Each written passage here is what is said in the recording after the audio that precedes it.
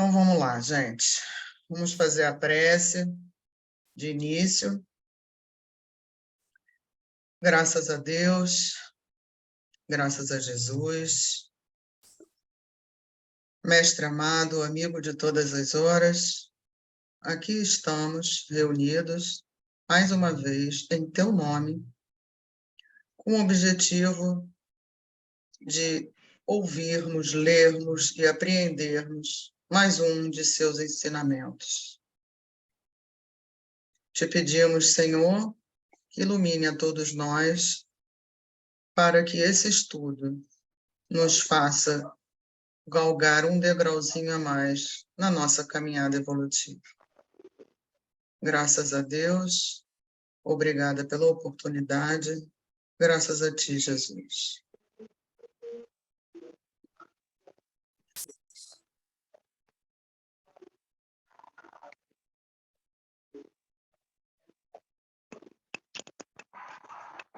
Bom, vamos lá, então. Vocês estão vendo a página em branco? Nós vamos hoje, então, dar seguimento ao estudo do capítulo 23. Esse capítulo traz temas como odiar os pais, abandonar pai, mãe e filhos, deixar os mortos ao cuidado de enterrar seus mortos, e não vim trazer a paz, mas a divisão. Não é à toa que esse capítulo se intitula Estranha Moral, porque parece totalmente estranha a tudo que Jesus ensinou. Por isso, eu resolvi iniciar nossos estudos de hoje, lembrando da questão 627 do Livro dos Espíritos, onde Kardec indaga aos espíritos: desde que Jesus ensinou as verdadeiras leis de Deus, qual a utilidade do ensinamento dado pelos espíritos? Tem eles mais alguma coisa para nos ensinar? E os espíritos respondem: o ensino de Jesus era frequentemente alegórico e em forma de parábolas, porque ele falava de acordo com a época e os lugares. Faz-se hoje necessário que a verdade seja inteligível para todos. É preciso, pois, explicar e desenvolver essas leis. Tão poucos são os que as compreendem e ainda menos os que a praticam. Nossa missão é a de despertar os olhos e os ouvidos para confundir os orgulhosos e desmascarar os hipócritas, os que afetam exteriormente a virtude e a religião para ocultar as suas torpezas. O ensinamento dos espíritos deve ser claro e sem equívocos, a fim de que ninguém possa pretextar ignorância e cada um possa julgá-la e apreciá-lo com a sua própria razão. Estamos encarregados de preparar o reino de Deus anunciado por Jesus. E por isso é necessário que ninguém venha a interpretar a lei de Deus ao sabor das suas paixões, nem falsear o sentido de uma lei que é toda amor e caridade. E hoje, então, como já foi estudado os outros tópicos, hoje nós vamos estudar os tópicos que vão dos itens 9 a 18, cujo título é Não vim trazer a paz, mas a divisão. E se inicia com essas passagens. Não penseis que eu tenha vindo trazer paz à terra. Não vim trazer a paz, mas a espada. Porquanto vim separar de seu pai o filho, de sua mãe a filha, de sua sogra a nora, e o homem terá por inimigos o de sua própria casa. Isso está em Mateus, capítulo 10, versículos 34 a 36. Vim lançar fogo à terra, e que é o que desejo, senão que ele se acenda. Tenho de ser batizado com um batismo, e quanto me sinto desejoso de que ele se cumpra. Julgais que eu tenha havido trazer paz à terra? Não, eu vos afirmo, ao contrário, vim trazer a divisão. Pois doravante, se acharem numa casa 5 pessoas, estarão elas divididas umas contra as outras. 3 contra 2 e 2 contra 3. O pai estará em divisão com o filho, e o filho com o pai, a mãe com a filha, e a filha com a mãe, a sogra com a nora, e a nora com a sogra. Está em Lucas, capítulo 12, versículos 49 a 53. Será mesmo possível que Jesus, a personificação da doçura e da bondade, Jesus que não cessou de pregar o amor ao próximo, haja dito exatamente isso? Não estarão essas palavras em contradição flagrante com os seus ensinos? Não haverá blasfêmia em lhe atribuírem a linguagem de um conquistador sanguinário e devastador? O mesmo Jesus que pronunciou: deixo-vos a paz, a minha paz vos dou. Será que ele pronunciou essas palavras? Parece um tanto contraditório, né? Mas não há blasfêmia nem contradição, mas sim muita sabedoria. Vamos lembrar de Paulo, que em sua famosa epístola aos Romanos, ele afirma: para que sirvamos em novidade de espírito e não na velhice da letra. Essa afirmação do apóstolo equivale a essa outra, também exarada no livro dos Atos dos Apóstolos: a letra mata e o espírito vivifica, com a significação de que, tanto nos livros dos profetas como nos evangelhos, devemos deixar de lado a interpretação segundo a letra, para nos atermos tão somente ao significado segundo o Espírito. Na realidade, não se pode apegar ao formalismo das letras, mas é necessário extrair delas o espírito que vivifica. É imperioso que assim suceda, pois, do contrário, cairemos nos mesmos erros dos nossos antepassados. Muitas coisas, entretanto, não podem ser compreendidas sem a chave que, para decifrar o espiritismo, faculta, como vimos os espíritos responderem a Kardec lá na questão 627, que a gente acabou de ver. Lembrar também sempre do contexto, da cultura em que Jesus vivia. Já foi lembrado no último estudo que eu estava, que o próprio Kardec dedica na introdução uma parte só para trazer o entendimento do contexto. Isso tudo é importante. Então, dito isso, né, vamos entender essa espada. Jesus vinha proclamar uma doutrina que solaparia pela base os abusos de que viviam os fariseus, os escribas e os sacerdotes do seu tempo. Toda ideia nova, forçosamente, encontra oposição, e nenhuma há que se implante sem lutas. Ora, nesses casos, a resistência é sempre proporcional à importância dos resultados previstos, porque quanto maior ela é, tanto mais numerosos são os interesses que ferem. Em sua profunda sabedoria, Jesus tinha a previdência do que aconteceria, mas essas coisas eram inevitáveis, porque inerentes à inferioridade da natureza humana, que não podia transformar-se repentinamente. Cumpria que o cristianismo passasse por longa e cruel prova por séculos. Infelizmente, os adeptos da nova doutrina não se entenderam quanto à interpretação das palavras do mestre, veladas as mais das vezes pela alegoria e pelas figuras da linguagem. Daí o nascerem sem demora... Oi? Por que a minha página está em branco? Ué, não sei, porque tem uma letra aqui. Hã? Tem letras. Esses textos que você está lendo, está na tela? Sim. Alguns, né? Mas tem texto na tela. Agora está, infelizmente, os adeptos da nova doutrina. Para mim não está, não. Ué. Bom, então vamos lá. Daí, então, veladas, né, as mais das vezes, pela alegoria e pelas figuras de linguagem. Daí, tá. o nascerem sem demora, numerosas seitas, pretendendo todas possuir exclusivamente a verdade e não bastarem 20 séculos para pô-las de acordo. Isso aí são as ramificações do cristianismo. Tem a Igreja Católica Ortodoxa, Católica Romana, as igrejas pentecostais, neopentecostais, e todos esses ramos, todas são cristãs, mas nenhuma se entendem umas com as outras, né? Esqueceram-se do mais importante dos preceitos divinos, o que Jesus colocou por pedra angular do seu edifício e como condição expressa da salvação: a caridade, a fraternidade e o amor ao próximo. E lançaram anátema umas sobre as outras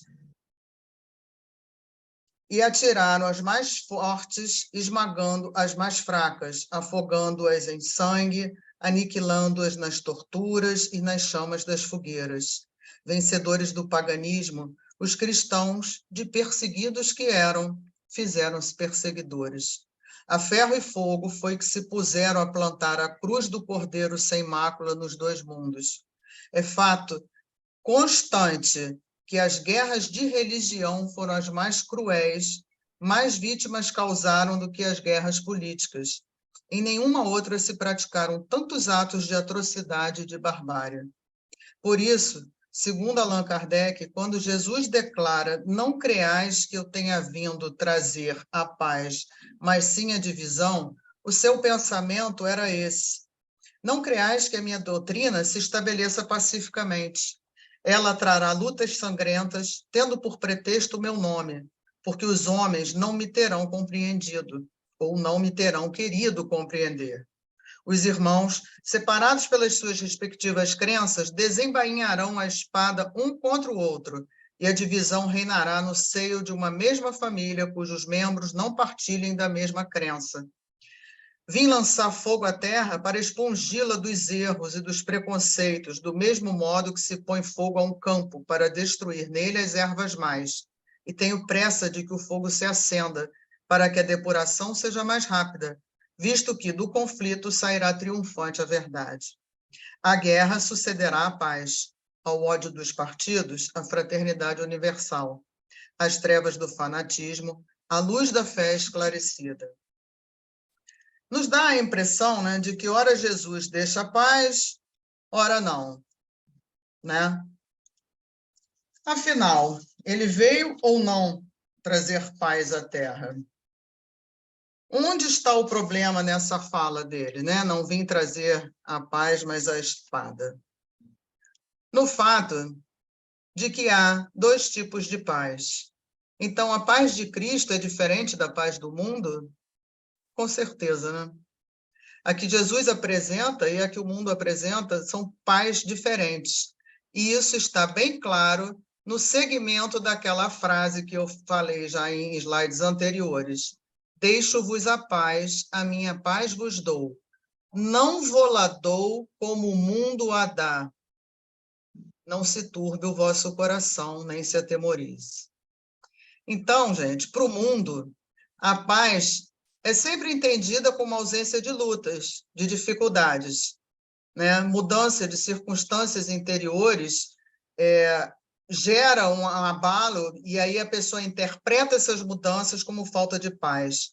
Então, se todos que amamos estiverem bem, temos recursos monetários, os filhos estão bem, temos prazer, temos uma vida estável, isso a gente interpreta como a paz do mundo.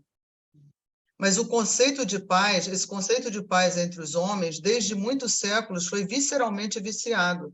Na expressão comum, ter paz significa haver atingido garantias exteriores, dentro das quais possa o corpo vegetar sem cuidados, rodeando-se o homem de servidores, apodrecendo na ociosidade e ausentando-se dos movimentos da vida. Jesus não poderia endossar tranquilidade desse jaez, né? Isso é óbvio, não foi ele que veio, ele não ensinou nada disso. Então, um resuminho, né? O versículo de Mateus mostra que a paz deve ser compreendida como estado da consciência tranquila, obtida pelo cumprimento do dever e decorrente da constante vigilância sobre as nossas imperfeições. É na terra do coração que se trava a verdadeira guerra de melhoria dos sentimentos.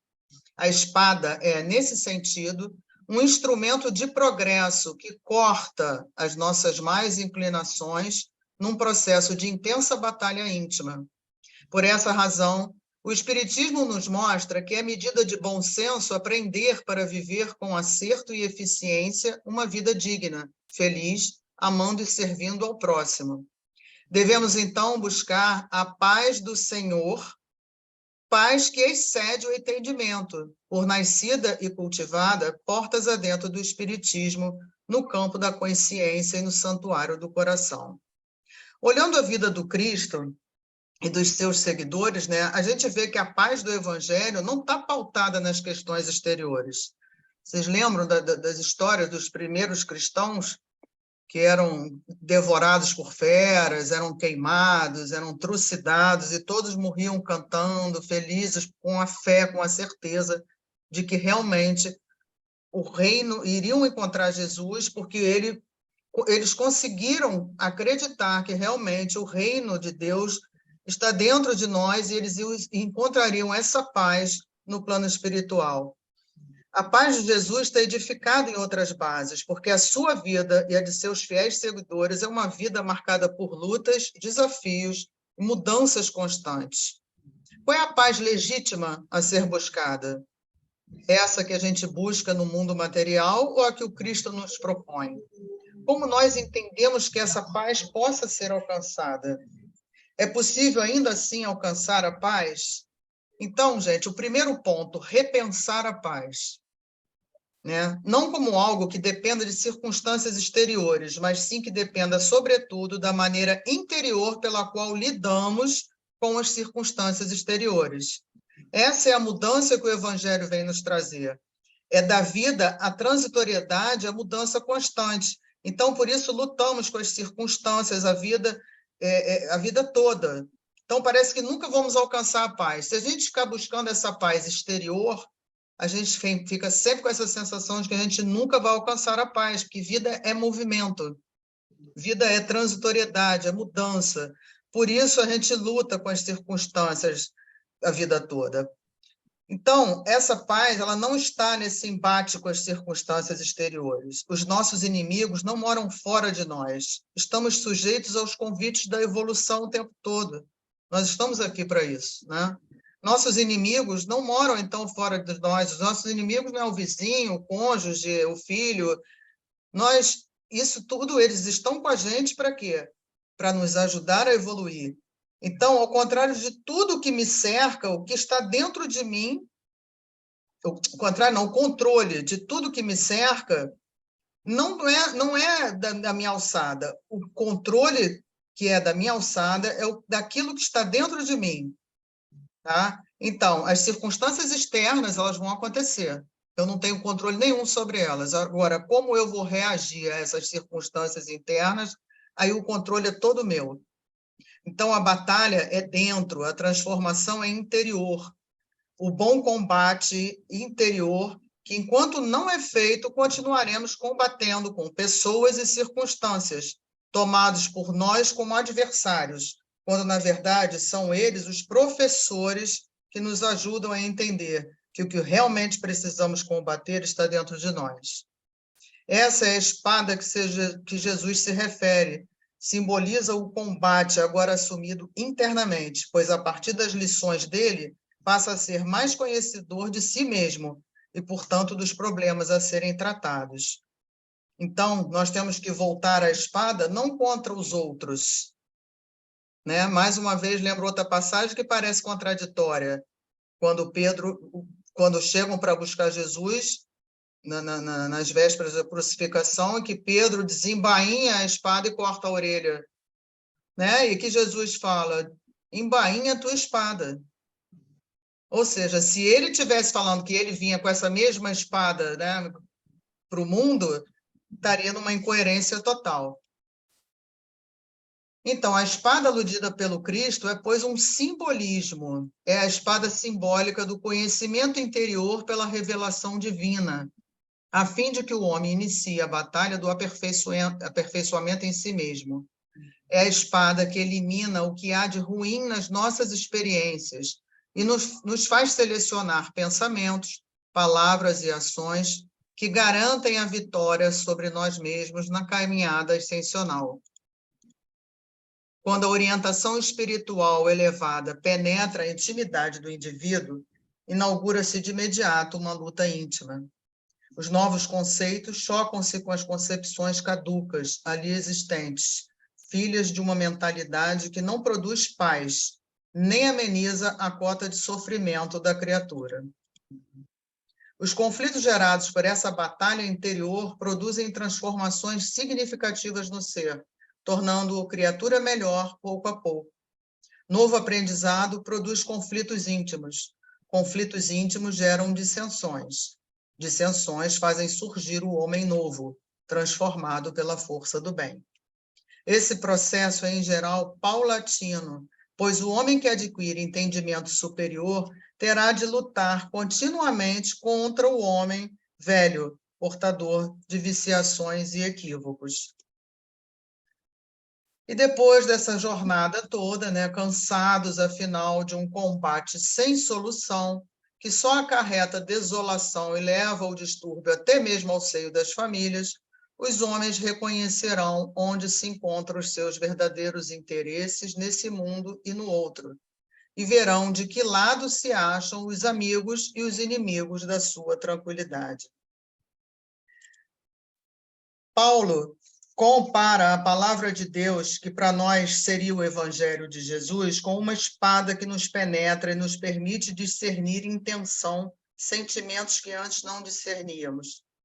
É como se nosso mundo interior fosse aberto, revelado, e vemos a verdadeira fonte de nossas aflições. Até então, julgávamos ser o outro o inimigo. O que realmente nos faz sofrer é o orgulho ferido, o ego não atendido, a inveja instigada. Nosso mundo interior torna-se um campo de batalha. Inicia-se o bom combate. O fogo é lançado sobre a terra do nosso mundo interior. O fogo, né, como agente purificador, vai consumir nossas imperfeições, deixando apenas o ouro puro da nossa verdadeira essência. É o que Jesus quer dizer. A sua paz será aquela conquistada através de uma imensa luta, de muito esforço por vencer por nós mesmos as nossas más tendências. Não apontar a espada ao outro, mas a nós mesmos. É a cruz de Jesus, uma espada fincada no chão. Cerraram-se os combates com os outros. Agora o combate é peito adentro, na luta a nos vencer. E Emmanuel nos traz palavras sobre esse combate no livro Palavras de Vida Eterna, no capítulo 148, cujo título é No Bom Combate. Combati o bom combate, acabei a carreira, guardei a fé. Paulo, na segunda carta de Timóteo, capítulo 4, versículo 7. Nas lides da evolução, há combate e bom combate. No combate, visamos aos inimigos externos. Brandimos armas, inventamos ardis, usamos astúcias, criamos estratégia e, por vezes, saboreamos a derrota de nossos adversários entre alegrias falsas, ignorando que estamos dilapidando a nós mesmos. No bom combate, dispomos-nos a lutar contra nós próprios, assestando baterias de vigilância em oposição aos sentimentos e qualidades inferiores que nos deprimem a alma. O combate chumba-nos o coração à crosta da terra, em aflitivos processos de reajuste na lei de causa e efeito. O bom combate liberta-nos o espírito para a ascensão aos planos superiores. Paulo de Tarso, escrevendo a Timóteo, nos últimos dias da experiência terrestre, forneceu-nos preciosa definição nesse sentido. Ele que andara em combate até o encontro pessoal com Cristo, passou a viver no bom combate, desde a hora da entrevista com o Mestre. Até o caminho de Damasco estivera em função de louros mundanos, ávido de dominações transitórias, mas desde o instante em que Ananias o recolheu enseguecido e transtornado, entrou em subalternidade dolorosa. Incompreendido, desprezado, apedrejado, perseguido, encarcerado várias vezes, abatido e doente, jamais deixou de servir à causa do bem, que abraçara com Jesus, olvidando males e achaques, constrangimentos e insultos. Ao término, porém, da carreira de semeador da verdade, o ex-conselheiro do Sinédrio, aparentemente arrasado e vencido, saiu da terra na condição de verdadeiro triunfador. Então, essa transformação que se deu em Paulo, em Damasco, é o que Jesus aguarda de nós. E quem faz essa transformação somos nós mesmos. Então, esse é o verdadeiro combate, né? E eu termino com essas palavras também de Emmanuel, em Ceifa de Luz, em que ele vem falar justamente sobre a lição da espada. Não cuideis que vim trazer a paz à terra. Foi o versículo com o qual a gente iniciou o estudo, né? Que está em Mateus, capítulo 10, versículo 34. Não vim trazer a paz, mas a espada, disse-nos o Senhor. E muitos aprendizes prevalecem-se da feição literal de sua palavra para estender a sombra e a perturbação. Valendo-se-lhe do conceito, companheiros inúmeros consagram-se ao azedume no lar, conturbando os próprios familiares, em razão de lhes imporem modos de crer e pontos de vista, vergastando-lhes o entendimento, ao invés de ajudá-los na plantação da fé viva, quando não se desmandam em discussões e conflitos, polemizando sem proveito ou acusando indebitamente a todos aqueles que lhes não comunguem a cartilha de violência e de crueldade. O mundo, até a época do Cristo, legalizara a prepotência do ódio e da ignorância, mantendo-lhe a terrível dominação através da espada mortífera, da guerra e do cativeiro, em sanguinolentas devastações. A realeza do homem era a tirania revestida de ouro, arruinando e oprimindo, onde estendesse as garras destruidoras. Lembrando que Jesus não foi visto como Salvador por muitos exatamente porque a proposta dele não se coadunava com esse modo de viver deles, né? O que eles queriam fazer já naquela época era inverter. Ou seja, eles estavam sendo oprimidos pelo Império Romano, eles queriam inverter a posição, né? É o que os cristãos, nós, claro, né? Senão não estaríamos mais aqui, vimos fazendo durante esses séculos todos, sempre querendo sobrepor ao outro, nos mostrando mais fortes, o que a gente acredita é que é o melhor, a minha crença é que é a ideal, é a verdade, sempre preocupado em mudar o outro. Por quê? O orgulho, o ego, a vaidade, quando, na verdade, como a gente já viu até aqui, o que tem que mudar somos nós mesmos, né? Continuando esse texto, com Jesus, no entanto, a espada é diferente. Voltada para o seio da terra, representa a cruz em que ele mesmo prestou o testemunho supremo do sacrifício e da morte pelo bem de todos. É por isso que o seu exemplo não justifica os instintos desenfreados de quantos pretendam ferir ou guerrear em seu nome. Muita gente assiste esses filmes de Jesus e tem gente que fica até irritado, né? Ele não fala nada, ele não reage, ele não se defende, ele não abre a boca. Ele simplesmente não era como todos aqueles que estavam julgando, né? E a proposta era exatamente essa. Ele se mantinha tranquilo e foi o exemplo final dele, ainda no final, ainda perdoa todos aqueles algozes, né? Porque realmente não sabiam o que estavam fazendo, né? A disciplina e a humildade, o amor e a renúncia marcam-lhe as atitudes em todos os passos da senda. Flagelado e esquecido, entre o escárnio e a calúnia, o perdão espontâneo flui-lhe, incessante, da alma, para somente retribuir bênção por maldição, luz por treva, bem por mal. Olha a outra face que ele também nos ensinou, né?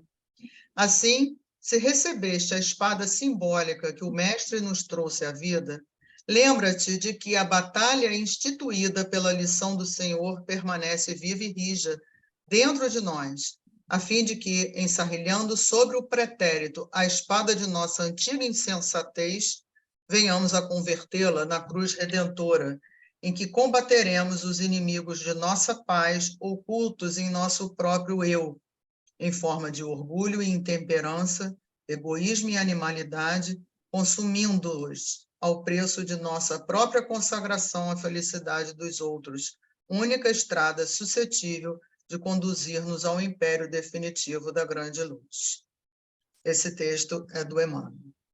Então, gente, só existe essas verdadeiras armas: amor, renúncia, sacrifício e humildade.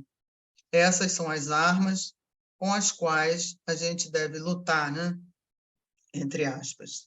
E para que a gente consiga isso, né? Consiga viver armado, vamos dizer assim, com essas armas, eu trago uma frase do Khalil Gibran.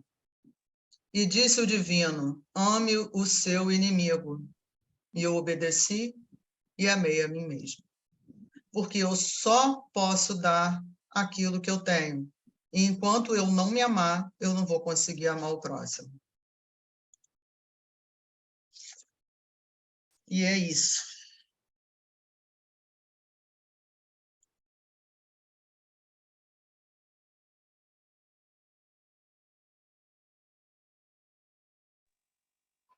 Tereza já abriu o microfone.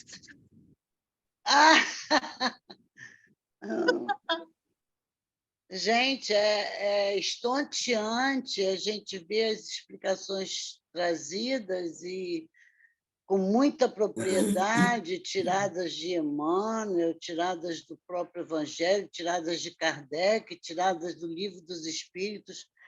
Realmente, a gente precisava mesmo ter todo esse tipo de esclarecimento vindo de todas essas fontes que a Adriana trouxe, para que se compreendesse realmente mais uma das falas do Evangelho no capítulo da estranha moral, que é muito complicado mesmo, mas eu, particularmente, acho que pelo menos um pouco mais eu entendi. Achei fantástico. Não basta só ter achado fantástico, né? Porque a gente sabe que a gente tem que, né, mãos à obra aí, né? Já que é fantástico, né? Vamos viver de acordo. Não, o Paulo de Tarso não é só a meu ver, porque eu acho que ao ver de praticamente todos, é o maior exemplo de transformação moral, o maior exemplo de todos. Não, bom, eu penso assim, já ouvi muita gente que pensa assim. Sim, não há mais ninguém que possa se comparar a ele, né? E é como ele diz, né, que combateu o bom combate. E é esse bom combate que a gente tem que ir atrás, né? E aquela coisa de que eu também sempre pensei assim, tipo, inimigos tenho eu não tenho inimigos, o meu inimigo sou eu e ponto final. O único inimigo que eu tenho sou eu mesma. Aí a gente ouve você explanar tudo isso, né? E consegue entender, né, que a gente pensa assim, e quem pensa assim está pensando realmente o certo. Muito bom mesmo. Gente, podem falar. É porque a gente ainda vive muito olhando para fora, né? E, na verdade, todo o ensinamento de Jesus foi para nós mudarmos o nosso modo de viver e não querer mudar de fora para dentro, né? A mudança do mundo, essa mudança que todo mundo deseja, a paz no mundo, não sei o quê, não adianta, não vem de fora, não vai chegar. Nem Jesus mudou instantaneamente o mundo, para a gente ver como é que a coisa depende de nós, está aqui dentro. Porque se fosse uma coisa de fora para dentro, ele vinha, fazia uma mágica e o mundo ia ser lindo. Mas não é isso, né? Os ensinamentos dele são para que nós mudemos. Se a gente for prestar atenção em todas as passagens, ele não faz nada diretamente por ninguém. As curas estão aí para provar isso. Ele não cura ninguém. As pessoas se curam com base naquilo que ele passa, né? Com a fé. Então, quase todas as histórias de cura terminam assim: a tua fé te curou, não fui eu que te curei. Entendeu? Anda na linha, senão eu vou botar você doente de novo. Não, a coisa não vem de fora. né? Ele exemplificou a vida inteira como é que... E a crucificação é o exemplo máximo. Eu duvido que um de nós aqui, passando por tudo que ele passou, não ia gritar, chorar, xingar, cuspir no outro, ia se debater, ia pedir socorro, enfim, entendeu? Mas Sem não, dúvida. ele quis mostrar que a paz, ele precisava demonstrar aquilo. Entendeu? Como que o mundo foi cruel com ele e ainda assim ele não perdeu o equilíbrio, não perdeu a harmonia, não perdeu a paz interior, né? E ainda perdoa lá já crucificado, ainda perdoa a todos e ao ladrão que estava do lado dele. Quer dizer, mostrando que o reino de Deus realmente está dentro de nós, a gente ainda fica procurando lá de fora. Entendeu? E eu interpreto muito esse reino de Deus como essa paz. Entendeu? Se eu quero estar em harmonia com Deus, com as coisas boas, isso depende de mim. Não é à toa que ele fala, né? Vigiar e orar. Esse vigiar é a si mesmo. O que eu estou pensando, o que eu estou sentindo. A gente não, eu acho que eu já falei isso aqui uma vez, a gente não controla as emoções primárias, elas existem. O que a gente controla é como que a gente vai reagir. Por exemplo, aconteceu alguma coisa, veio a raiva. É normal, eu não vou abolir a raiva. A raiva, inclusive, serve para muita coisa, ela ajuda a gente em muita coisa. Mas não para agredir o outro, não para ser impulsiva. Entendeu? A raiva, ela existe como uma emoção para você mudar. Entendeu? Eu estou com raiva desse troço aqui que não funciona. Vou mudar, vou consertar, não vou chegar e zunir na parede, quebrar, entendeu? Como se eu fosse um irracional. Não, então, essa mudança que depende única e exclusivamente da gente. Entendeu? E a gente está aqui nesse planeta para isso. E nesse momento de transição, a gente está sendo testado mais intensificamente ainda, né? Porque toda hora provocação, toda hora desgraça, toda hora algo que te desestabiliza, que você tem vontade de voar no pescoço, enfim. É prova final. É verdade. E a gente, enquanto espíritas, e o espiritismo sendo, né, ou se propondo a ser, ou sendo, né, acredito eu, sendo o cristianismo redivivo, você vê que, hoje em dia, nós não temos que dar aqueles testemunhos que os primeiros cristãos deram. Pois é. Aqueles, né, primeiros, eles eram, como você falou aí, jogados nas arenas para serem devorados por leões, para virarem tochas humanas e tal. Hoje em dia, nós não precisamos disso, nós não vamos a esse tipo de testemunho. Então, os nossos testemunhos, realmente, nós temos que vigiar muito, pensar muito, tentar nos mudar muito, porque os testemunhos não são mais aqueles, não, mas precisamos dá-los conforme Jesus nos ensinou, né? É um trabalho e tanto, é um trabalho de lapidação. Assim, o testemunho, ao meu ver, na atualidade, é o seu modo de viver. Sim, sim, e de reagir, como você colocou ainda há pouco.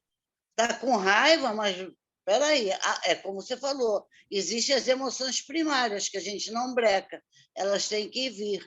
Mas é isso, a maneira de agir. É como você vai encarar aqueles fatos, que se a gente comparar com os dos primeiros cristãos, praticamente não é nada, né? Mas eles tinham nada, e a gente reclama, mesmo assim. Verdade.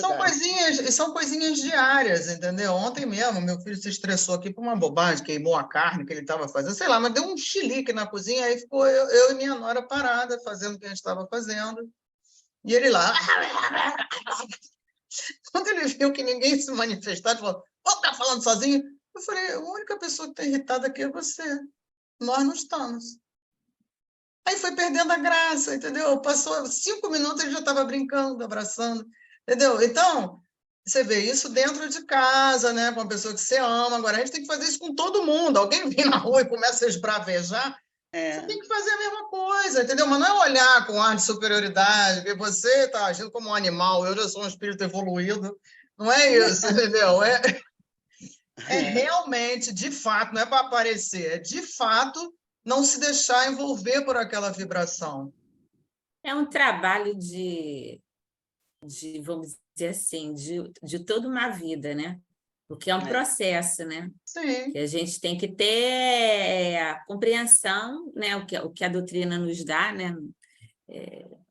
De observação do outro, né? Como é que o outro age, né? Porque cada um de nós tem, vamos dizer assim, um modus operandi, né? Tem Sim. pessoas que são de determinada forma, de determinada maneira, elas até são pessoas que frequentam, né, templos religiosos, se dizem pessoas religiosas, mas, no entanto, na intimidade, não são, né? Então, agridem, enfim, fazem. E aí, nós estamos incluídos nisso também, não Sim, com estou certeza. retirando nenhum de nós, não. Mas o trabalho que Jesus nos pede é justamente esse, é o trabalho de entender, de intensificar isso dentro de nós e exemplificar, porque pelo lado intelectual a gente já sabe. O que a gente tem que fazer é pelo lado prático da vida, é objetivo, né? É a questão de todo dia, porque são coisas que ocorrem todos os dias, e às vezes são esporádico, né? Você sai na rua, vai no veículo, né? Para o seu trabalho, para o seu objetivo, e tem esses contatos esporádicos que expõem, né, determinadas coisas que você não gosta, que você não acha legal, né, que lhe aborrecem, né, e tem de usar desse conhecimento traduzido, ou melhor, internalizado, para que você possa dar os passos, fazer o silêncio necessário, ou usar as palavras adequadas, sem reação, mas com ação, né, que é diferente. Porque, normalmente, quando a gente é agredido, a gente reage. Então, a gente tem que aprender a agir, né? E isso é um hábito que a gente vai criando. Não é de um dia para o outro, é uma coisa que tem que ser trabalhada, verdadeiramente, porque se não for, você pode até ficar calado, você pode até não agredir, mas aquilo está tão forte dentro de você que acaba criando um problema grave em você, porque você não explode, mas você Ou então vai explodir implode. depois desproporcionalmente numa situação mais boba, porque aí já está aqui assim... Entendeu? Você quis, vamos dizer assim, dar uma de pessoa bacana com aquela, para não mostrar que você ainda se desequilibra, né? E vai se desequilibrar com uma coisa boba, uma coisa que né? Que não vale nada, né? Não tem nenhum valor. Vai arrumar uma úlcera, um monte de coisa. Ou você implode. Na grande maioria das vezes, né, as pessoas que explodem, elas têm menos doença do que as pessoas que implodem, né?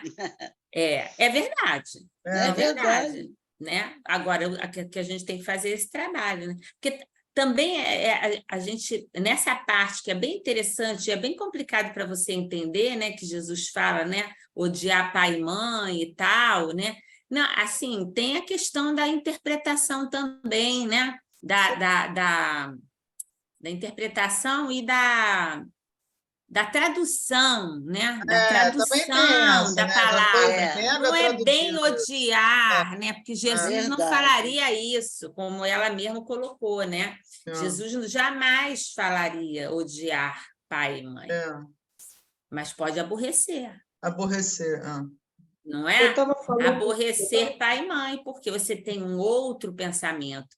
Às vezes, nós somos colocados em família, né? E por quê? Porque temos pontos a acertar.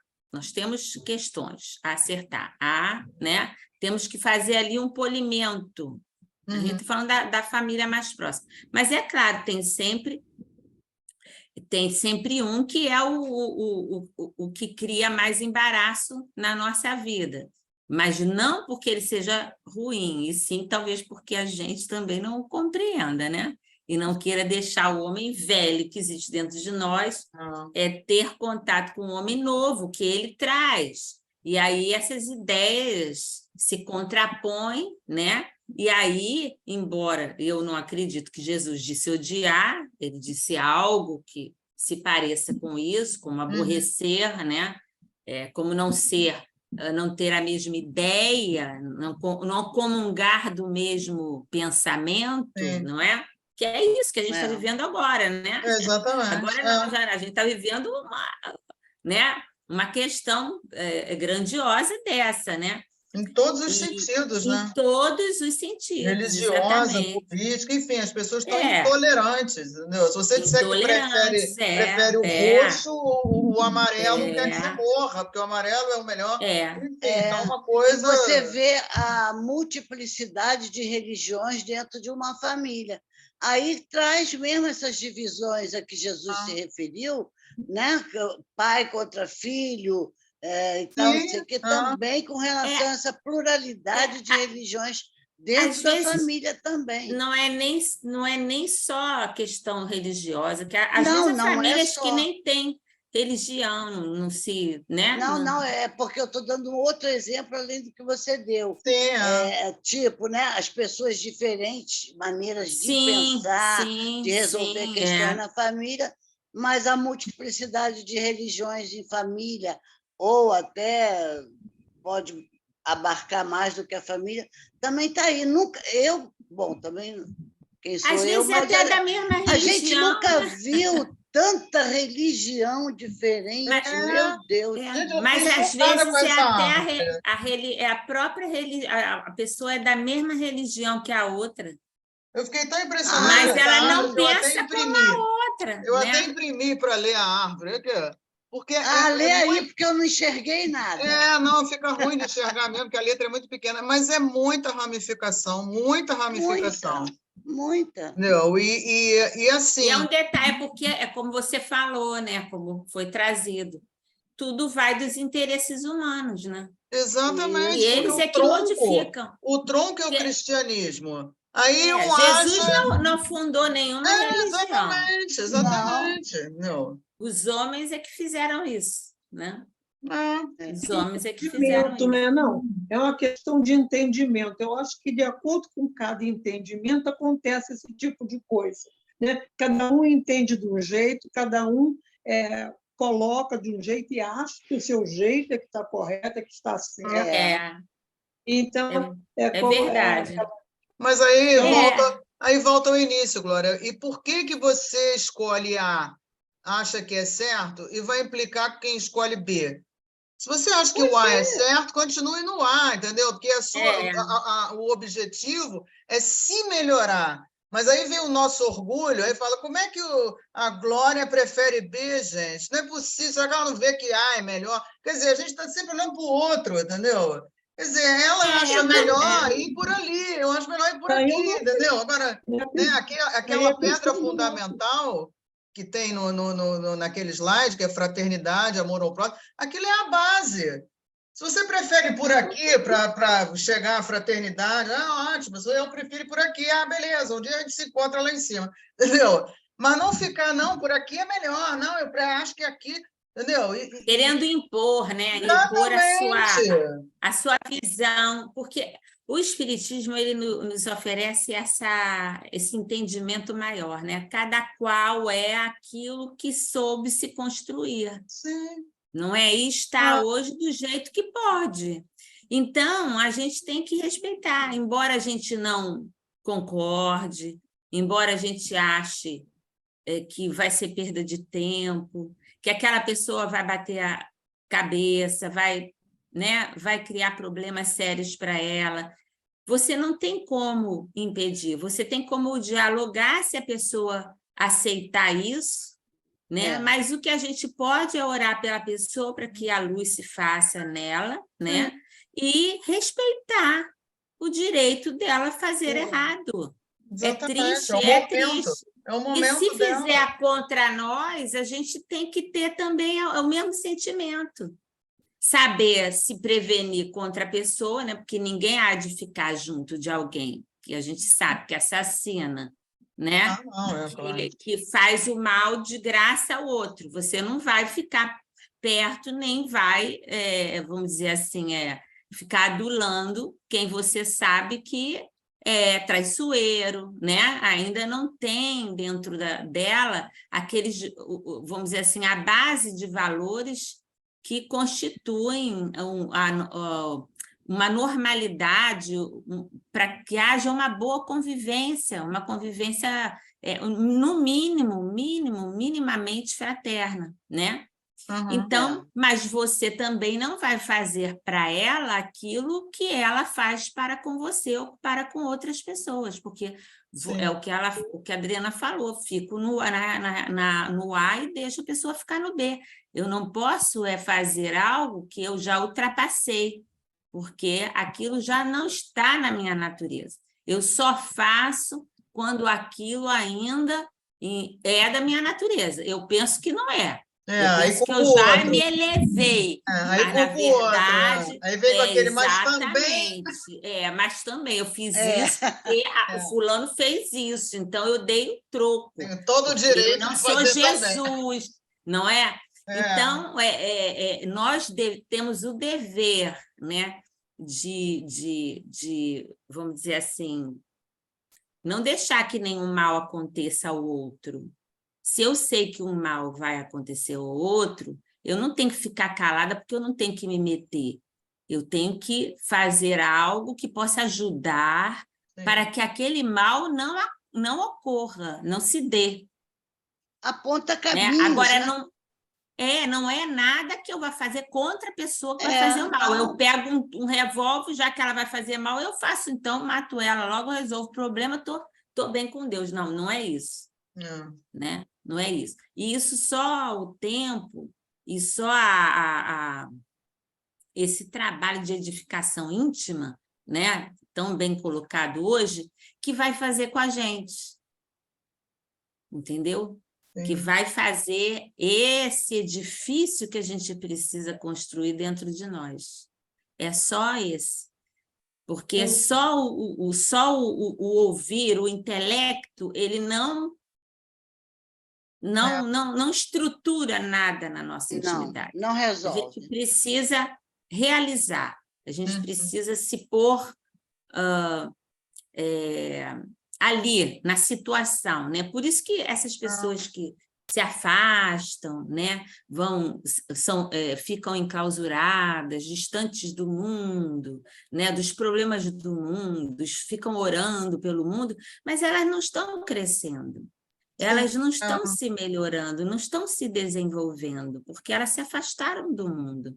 Se afastado do problema, afastado do conflito, você não prova quem você está.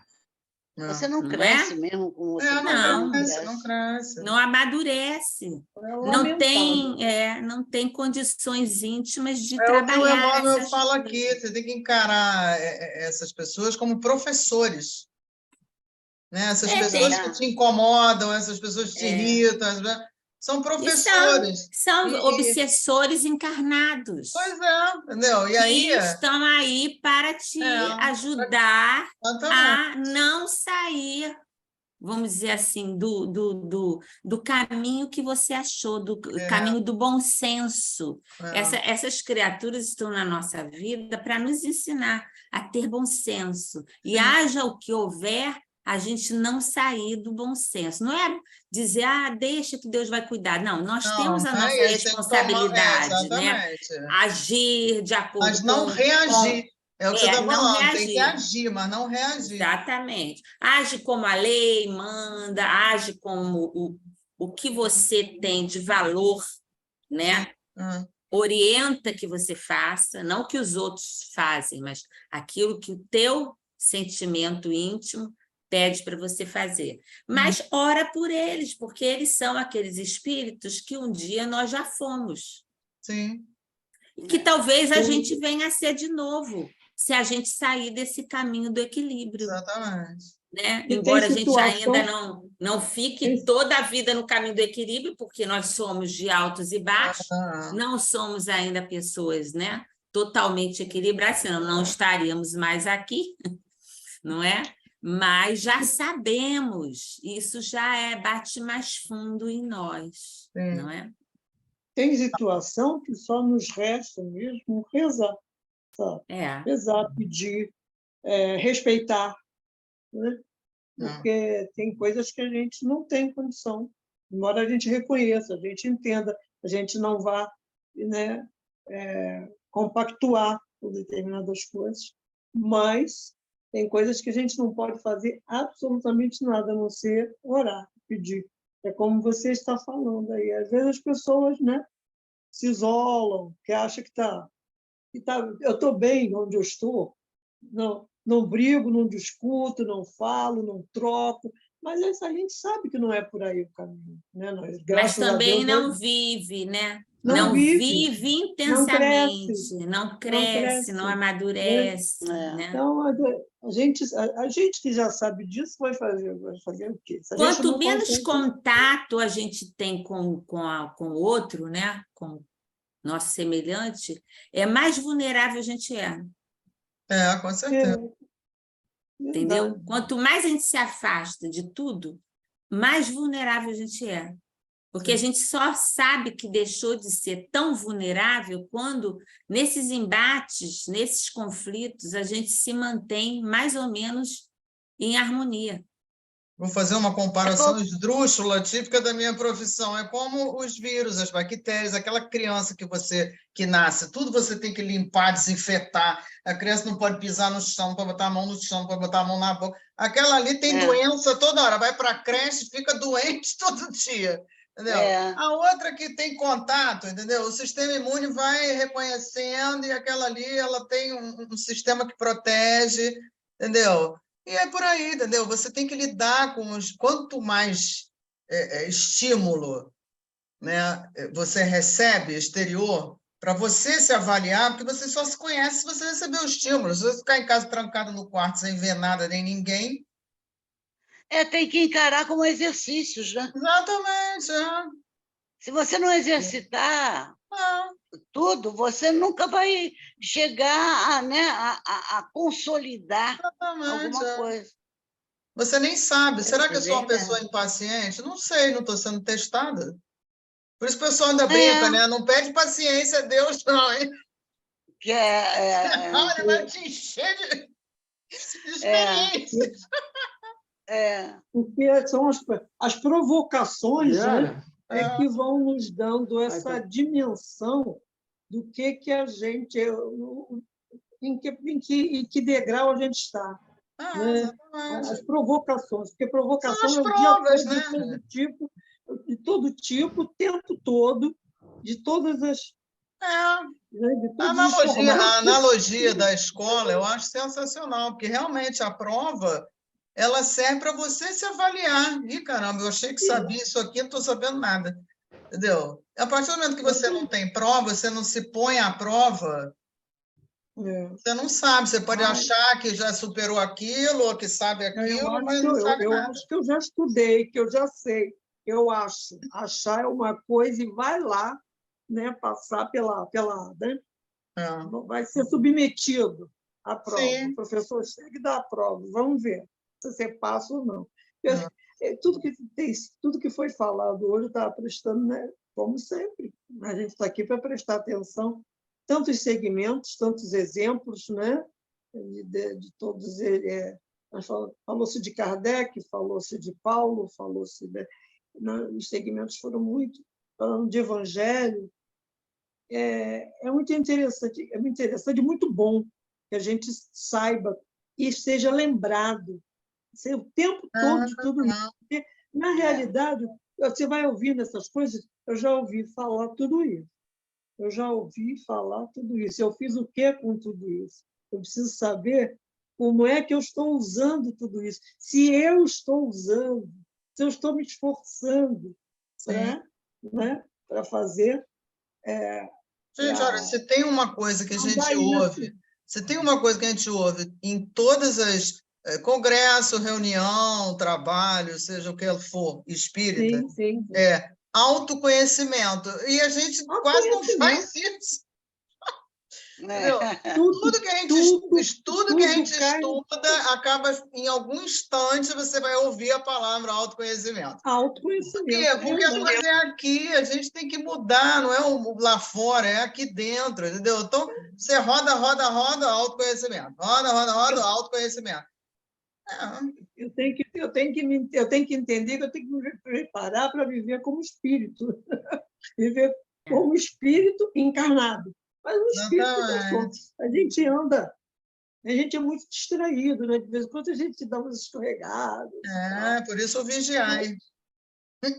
Orai, vigiar e orar. Né? A gente pensa, eu já escutei isso tudo, já ouvi Já sei isso tudo. Eu já sei isso tudo, só me resta aprender. Exatamente. Já dizia o Beto Guedes. As lições sabemos de cor. Só nos resta aprender. Já diz o poeta. Adriana? Oi. Agora, gente, posso tirar uma dúvida? Espera aí, rapidinho, que Constância está tentando falar ali no escuro. Cadê você, Constância?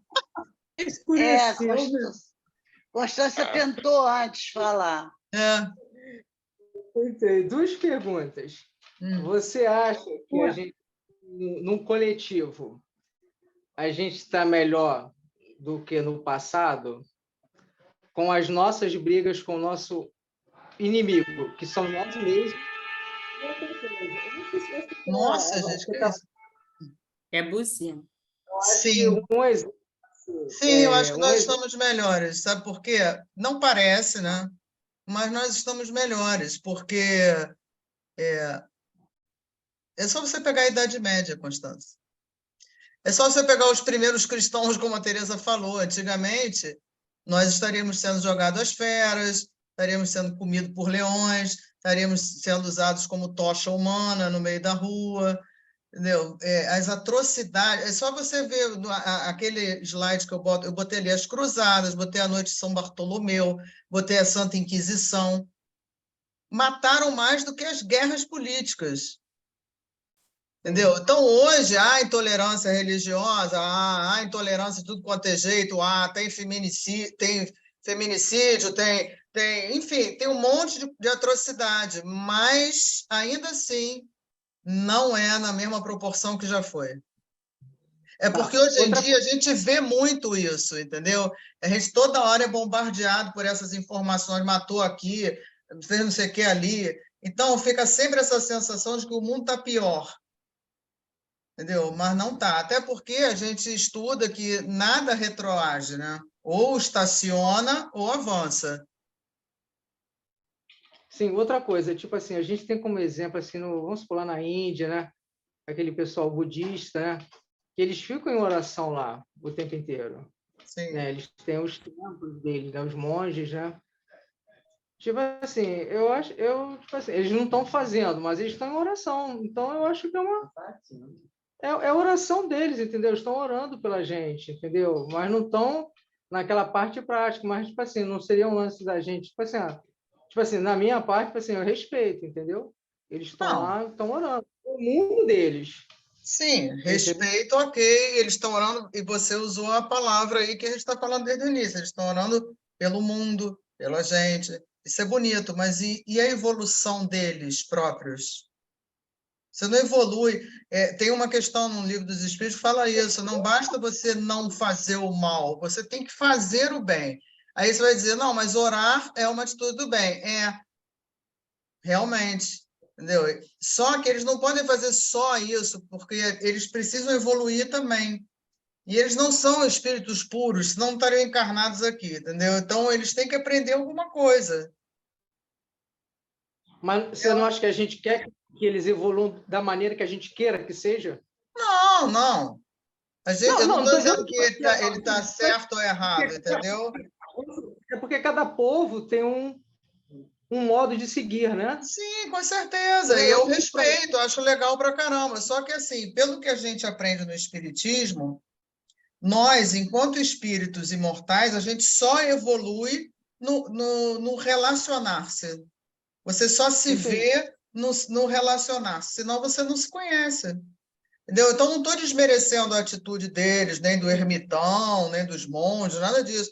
eu acho bacana, entendeu? Eu acho que tem um certo grau de evolução, sim, que eu, por exemplo, não aguentaria viver daquele jeito. Mas, assim, em termos de evolução pessoal, entendeu? Não é o ideal que você se isole do mundo. Ainda que você esteja fazendo o bem de orar pela humanidade, pelo planeta, enfim. Mas em termos de evolução dele, enquanto espírito, entendeu? Ele não está se relacionando, entendeu? Tanto que há pouco tempo parece que teve até eu nem me lembro direito o que foi, mas teve aí algum pega para capar com o Dalai Lama, não sei. Acho que ele falou alguma coisa ou fez alguma bobagem lá, sei lá, entendeu? Falou, não, foi, mexeu com uma criança. Uma Teve criança. uma atitude que foi interpretada como abuso, né? Enfim. E é um cara que ora pela humanidade, é esse negócio todo que você está falando, entendeu? Então, o perigo é igual a história da castidade do catolicismo. Eles obrigam isso. Uma coisa é você ser casto por opção, como a Madre Teresa de Calcutá falava. Não, eu não quero me casar porque eu quero me dedicar exclusivamente à caridade. Se eu tiver uma família, eu vou ter que me dividir. Aí é uma escolha dela. Como Divaldo também optou, como Chico Xavier também optou, por não construir uma família, e sim se dedicar exclusivamente a tudo que eles se dedicaram. Agora, a partir do momento que você obriga, como a Igreja Católica, por exemplo, faz, não estou aqui falando mal, não, pelo amor de Deus, mas é um fato, entendeu? A partir do momento que você obriga, você está impondo uma coisa que vem de fora para dentro. Aí vira e mexe, você vê esses escândalos, é pedofilia, é não sei o quê, são os meninos, enfim, um monte de escândalo que tem. Por quê? Porque é a natureza daquele espírito, ele ainda está nessa fase, ele necessita ter o contato, ele necessita ter um relacionamento sexual, é da fisiologia do corpo humano, ele não tem ainda elevação espiritual, entendeu? Para manter aquilo ali. Então, eu não acho errado, né? Não estou julgando os monges, nada disso. Mas eu quero saber se pegar eles e botar um mês ou uma semana se relacionando, sei lá, no seu trabalho, será que eles vão continuar naquele. Entendeu? Não sei. Não estou debochando, estou dizendo que é muito fácil você manter, entendeu? Aquela coisa zen, dentro daquele mosteiro maravilhoso, daqueles lugares maravilhosos da natureza, aquele silêncio, aquela paz, entendeu? Agora, em termos evolutivos, eu acho que não é legal para ele, entendeu? Para aquele espírito que optou por ter aquela vida. É porque aí, Constância, Adriana, vê se eu estou certa também, né? Os princípios que a gente está tentando comungar através do Espiritismo e do Evangelho de Jesus é que nos faz ter esse tipo de opinião. Dessa forma, eles não evoluem de per si. É meio que isso, certo? Sim, até porque eles não são cristãos. Não é uma falta de respeito com eles, não. É só é isso. um ponto de vista, entendeu? De acordo com aquilo que a gente estuda no Espiritismo, a gente tem necessidade de se relacionar. Entendeu? Então, não evolutiva, assim, para a evolução daquele espírito, não é uma coisa legal ele se isolar a vida inteira lá no alto da montanha, entendeu? E ficar só orando. Respeito o meu ponto de vista, que eu respeito o teu. Glória. Está lendo alguma coisa, ela. Não, eu não estou lendo, não. Não? Eu falou em ponto de vista, eu falei, respeito o meu ponto de vista, que eu respeito o teu. Eu falei para mim, mas falei alto, né? Respeito, como questão, que a Adriana falou em ponto de vista. Eu falei, o negócio é esse, respeito o meu ponto de vista, que eu respeito o teu. Porque o nosso ponto de vista aqui é cristão. É cristão, a gente tem claro, como modelo e guia Jesus, o Cristo.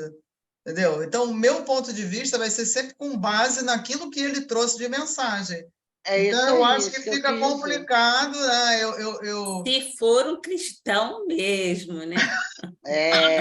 Porque se não for, não é assim. E cadê a Rosane? A Rosane estava querendo falar. Rosane. Agora fala. Fala, Rosane. Aqui, gente. Eu queria fazer uma pergunta Porque sempre que a gente conversa, assim, vocês falam sobre esse lance da família, né? Do aprendizado, da família e tal.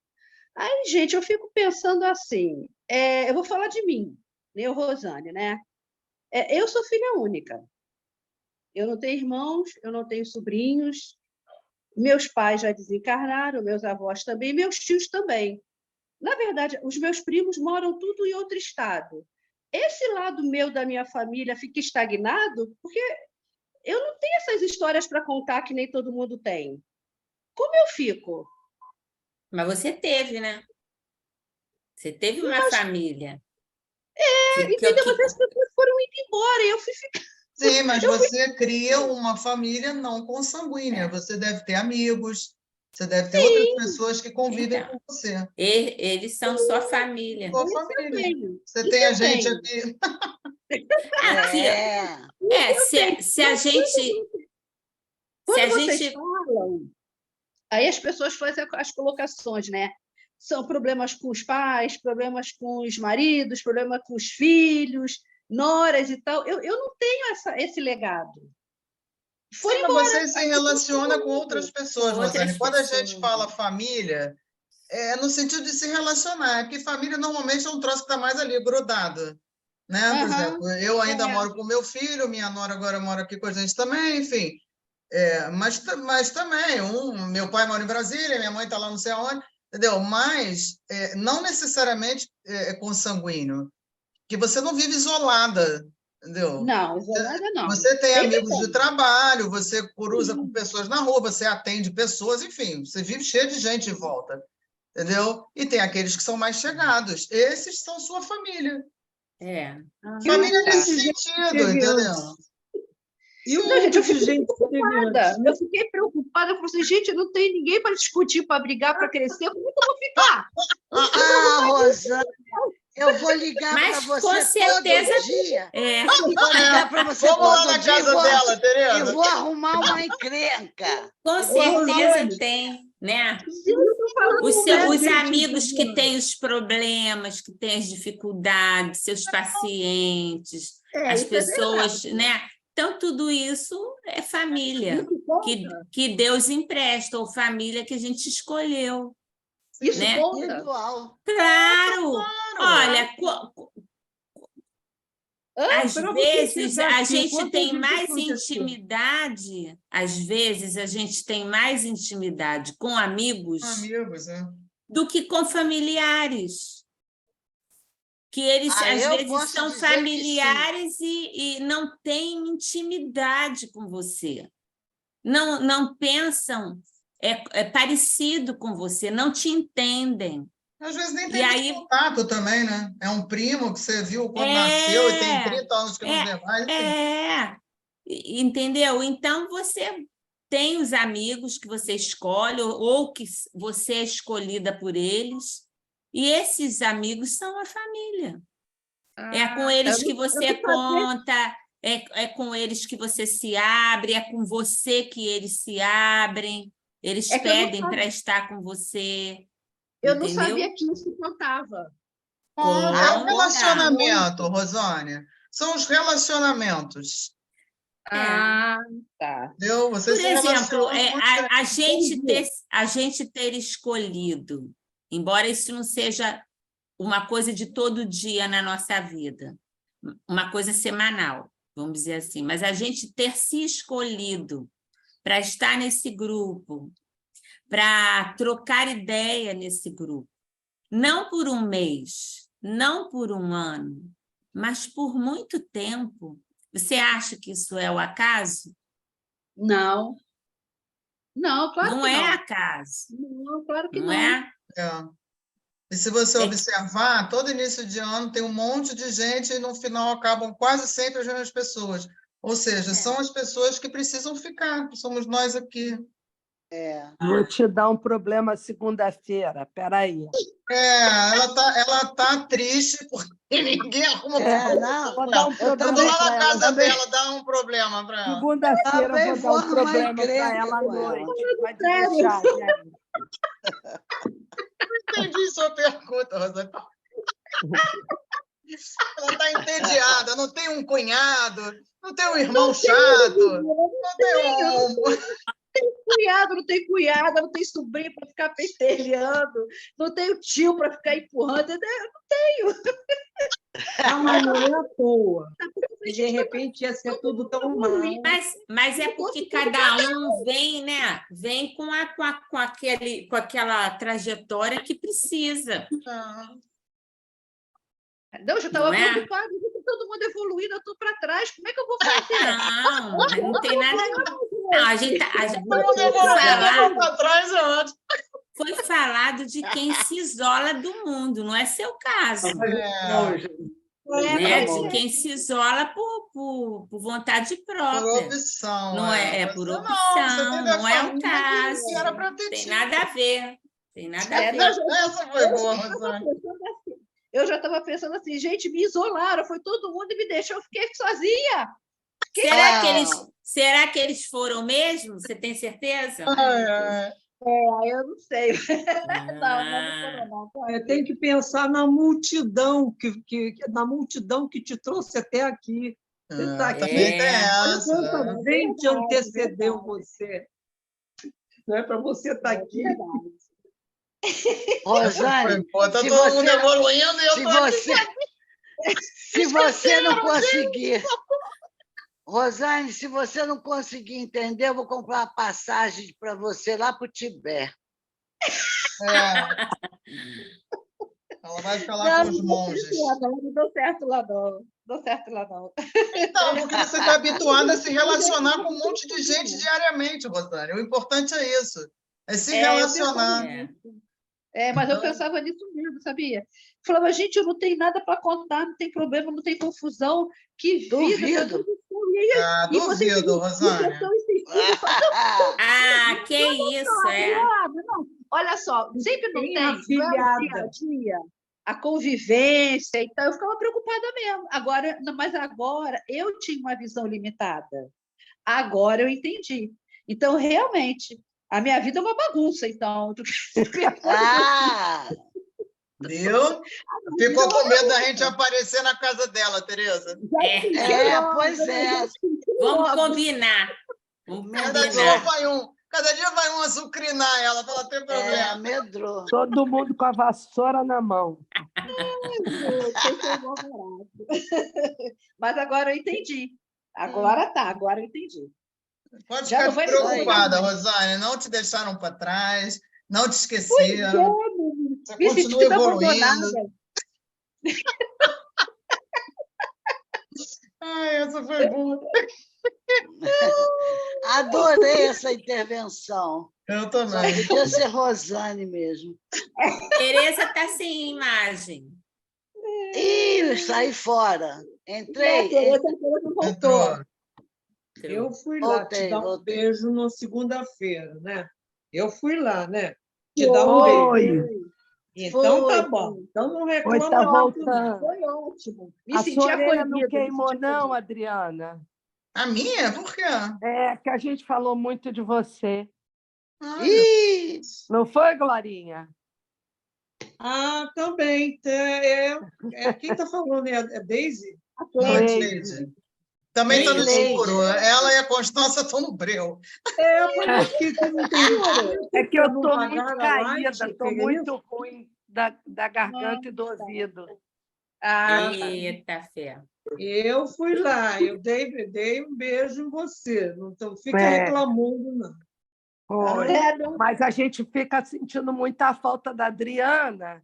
Aí a gente falou muito da Adriana, não foi? Olha, eu não falei mal, não, tá? Falei só. falaram ou fofocaram? Não, a gente fala com muito carinho da Adriana. Gente, eu falei com muita gente segunda-feira. Eu fui verdade. Qualquer dia desse eu vou aparecer lá também. É preciso, né, Adriana? Eu falei com muita gente. Nossa. Pelo menos me dê esse presente de aniversário, tá? Não, mas é meu aniversário também. Você não vai querer que eu vá lá, ainda cai segunda-feira. Não, na segunda-feira não precisa ser no dia do aniversário. Na terça, querido. Porque nossos filhos não deixarão, né? Pois é. O meu caiu na terça e eu não chorei. Mas Gente, você, mais alguma por coisa? favor, vá Eu no peço a meio, tá Meire e bom, a gente? Solange que calem a boca, porque vocês falam muito. Vamos nós, Tá na que a hora. hora é essa, né? Verdade. Vou lá visitar minha mãe, que eu não vejo há um tempão. Ai. Quem quer fazer a prece para encerrar? Você faz, Valéria? Quer que eu faça? Melhor. Graças a Deus, Jesus, amigo incomparável de todas as horas. Obrigado por nos reunir nesse grupo, por encontrarmos tanta intimidade, por termos tanto carinho, tanta reciprocidade. Tudo isso preenche o nosso coração, nos trazendo alegria, nos trazendo saúde, nos trazendo força e equilíbrio. E mais que tudo, compreensão para estes dias que vivemos, força para enfrentar as adversidades da vida, com a cautela, com a compreensão, o entendimento que a doutrina nos dá e que aqui podemos debater para compreender melhor, assimilando assim os teus ensinamentos. Ajuda-nos, Senhor, sempre, para que com firmeza, coragem, possamos prosseguir, ajudando-nos mutuamente nestes momentos em que nos encontramos e em outros, que possamos estar juntos para, aprendendo, estreitar cada vez mais os nossos laços. Laços esses que foram concebidos antes mesmo de retornarmos ao plano físico. Que o dia de hoje, com os ensinamentos tratados, postos, exemplificados, possam ficar em nossa intimidade, para que nos dias subsequentes, que provavelmente teremos os testes necessários ao aprendizado, possamos realizar, conforme compreendemos, colocando-os em prática, hoje, amanhã e sempre, a fim de progredirmos infinitamente, porque já sabemos que estar na matéria é uma grandiosa oportunidade que estamos tendo, enquanto outros tantos gostariam de tê-la e ainda não podem. Que possamos aproveitar a cada momento, a cada instante, esses minutos preciosos, esses tempos de renovação que chegam e que, embora se apresentem tão tumultuados, não podemos esquecer que é tempo de transição, que é tempo de transformação e é tempo de nos renovarmos, de nos transformarmos num homem novo que nos aguarda nesse terceiro milênio. Que a paz de Jesus esteja hoje e sempre conosco. Envolva todos aqueles que estão em nossos pensamentos, todos os nossos irmãos que aqui hoje não puderam estar. Que eles recebam desses eflúvios, dessas vibrações que vêm do alto e que interagem através deste veículo pelo qual nós nos comunicamos. E que, chegando em cada lar, possa trazer a cada um que lá se encontre a paz, a saúde, a renovação e tudo mais que necessitam. Que Jesus nos abençoe hoje e sempre. Graças a Deus. E obrigado por mais esse dia de ensinamento. Gratidão a Adriana e a todos vocês que estiveram presentes. Graças a Deus. Graças a Deus. Graças Que a bom. Deus. Boa tarde de estudo. Obrigada, Adriana, tarde. Valéria, Boa noite. amigas, todas amigas. Rosane, agora nós somos irmãs. Tá bom. Você vai ver o que é bom. Você vai ver o que é bom para tosse. Deixa teu telefone sempre ligado, viu? Vai se arrepender amargamente de ter feito essa vai- declaração, Rosane. Não Adriana, pra vai que que eu faltar falo? problema para você. Para que eu fui tirar Até minha dúvida com segunda-feira. vocês? Ai, Gente, obrigada. Beijo Olá, a todos. Obrigada a você, Adriana. Obrigada, Agora que eu Adriana. dou um Boa beijo. tarde, uma boa Boa semana para semana. vocês. Obrigada, Boa viu? semana. Meninas. Ficam bem. Com Tchau. Deus. Fiquem bem, fiquem bem. Vocês também.